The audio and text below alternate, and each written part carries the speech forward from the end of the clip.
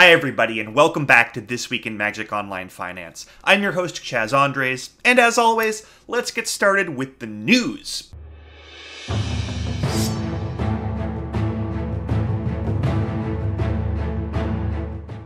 And this week, the biggest story is the banned and restricted announcement that just dropped. It was probably really exciting, and crazy things are happening, only I'm recording this video on Sunday, so I don't know what you know. At any rate, what I bet didn't happen is I bet Jace the Mind Sculptor was not just unbanned in Modern. So here's what happened.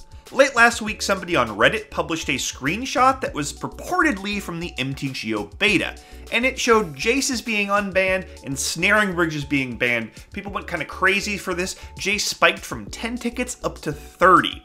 And this makes some sense. This is kind of how we found out about the Splinter Twin ban a couple of years back, but the problem is that the screenshot really does seem to be fake. It was debunked, so I don't know why the price of Jace continued to climb sort of after we figured all that stuff out. So look, I get how stupid this video is going to look if Jace the Mind Sculptor was just unbanned in Modern and you're watching this and you're laughing at me, but let me just say that I think it's more important to be process-oriented than results-oriented. And based on the evidence I have right now before the banning, it is not going to happen. You should have sold into this spike. So let me try and give you a couple pieces of advice that are a little more actionable right now. If something was just unbanned, for example, Bloodbraid Elf, the first thing you should do is be selling any copies of this card you have immediately into that hype. It doesn't matter how good you think Jund is going to be or if any new decks are going to show up, you want to sell into the immediate hype always. The next thing you should do is immediately start picking up cards that are likely to be secondary spikes.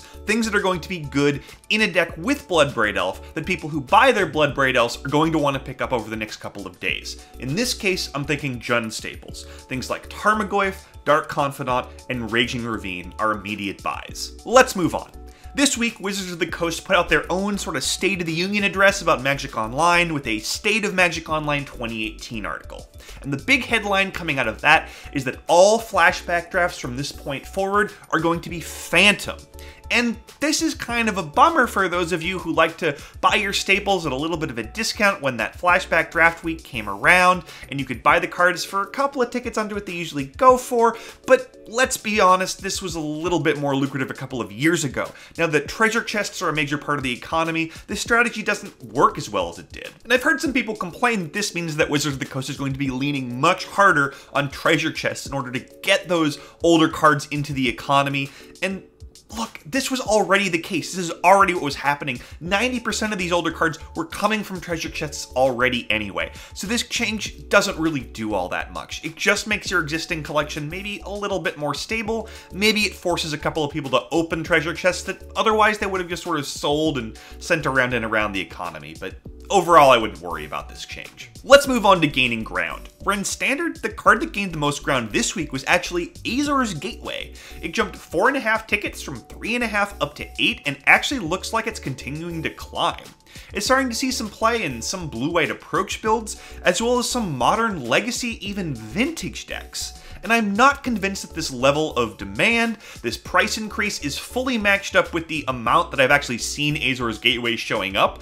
It appears that the hype is a little bit outpacing what's really happening on the ground here, but we are talking about a mythic rare that's playable as far back as vintage, so I don't begrudge anyone for going out to buy their copies right now. In fact, I'm probably going to go and do the same. Moving on to Modern, where as long as we're only discussing cards that are actually Modern legal at this moment, Liliana of the Veil was the biggest gainer by a lot this week. It jumped 12 tickets from 55 up to 67 and looks like it's continuing to climb.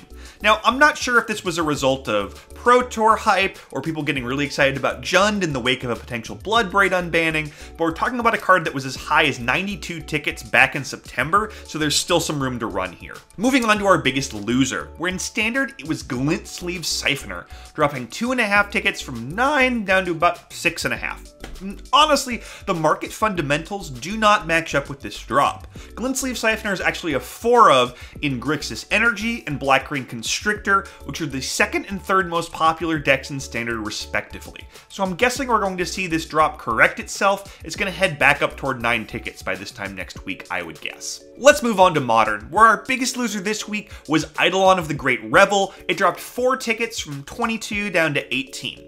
Maybe some people didn't realize that the upcoming Theros flashback drafts were going to be Phantom? Regardless, this is a card that's been as high as 24, as low as 16 over the past couple of months. It seems to sort of seesaw around between those numbers, so this is more random noise than a trend to me. If you want to mess around with these in Modern Burn, feel free to pick up copies now. Now, my sneak of the week this week is Dark Depths. The card was 40 tickets back when Ixalan was released. It tumbled down to about 13 tickets just about a month ago. It's 22 now and climbing, with a robust, steady price chart that looks fairly free of market manipulation. Now, there's a small chance that Dark Depths shows up in Masters 25 and a reprint tanks the price, but based on what I'm seeing right now, I bet this card is going to hit maybe the 30 ticket mark before that preview season even begins, giving you an ample chance to cash out if you'd like to. So let's end the week, as always, by taking a look at the MTGO Trader sales data over the past 7 days. And this gives us a great idea of the cards that are actually the most popular, actually selling the most copies on Magic Online right now. Now, in terms of overall copies sold, our top 5 is actually much the same as last week, except that Field of Ruin and Abrade have entered the top 5, Negate and Unclaimed Territory have left it. Otherwise, it's still sort of the same sort of Duress, Lightning Bolt, Fatal Push, all these multi-format staples. Moving on to the rares, Glacial Fortress and Vraska's Contempt were the two most sold rares by volume. Meanwhile, last week's big hit Jadelight Ranger, nowhere near this list at all. And that's a disappointment based on what I thought was going to happen, but the issue right now is that there's only one base green deck in Standard's top 9 or 10 brews. And so at this point, I think the best thing to do is sort of wait for the Jadelight Ranger market to bottom out, and then buy a bunch of copies in anticipation for the next major metagame shift. Now, in terms of overall value sold, it's Modern over Standard by a pretty wide margin. You've got Liliana of the Veil, Collective Brutality, Surgical Extraction, and our old friend Jace the Mind Sculptor in spots 1 through 4, with Chandra Torch of Defiance, Rekindling Phoenix, and the Scarab God finishing 5 through 7. Now, this is the first time we've seen Collective Brutality and Surgical Extraction anywhere near the top of this list. So those recent price adjustments, I think, are going to be pretty real. They're going to hold on to the gains they've made over the past couple of days. That's all I got for you this week. Don't forget to like the video, and please subscribe to the MTGO Traders YouTube channel. It's awesome. There's tons of good stuff on here. I will see you next Monday for another episode of This Week in Magic Online Finance.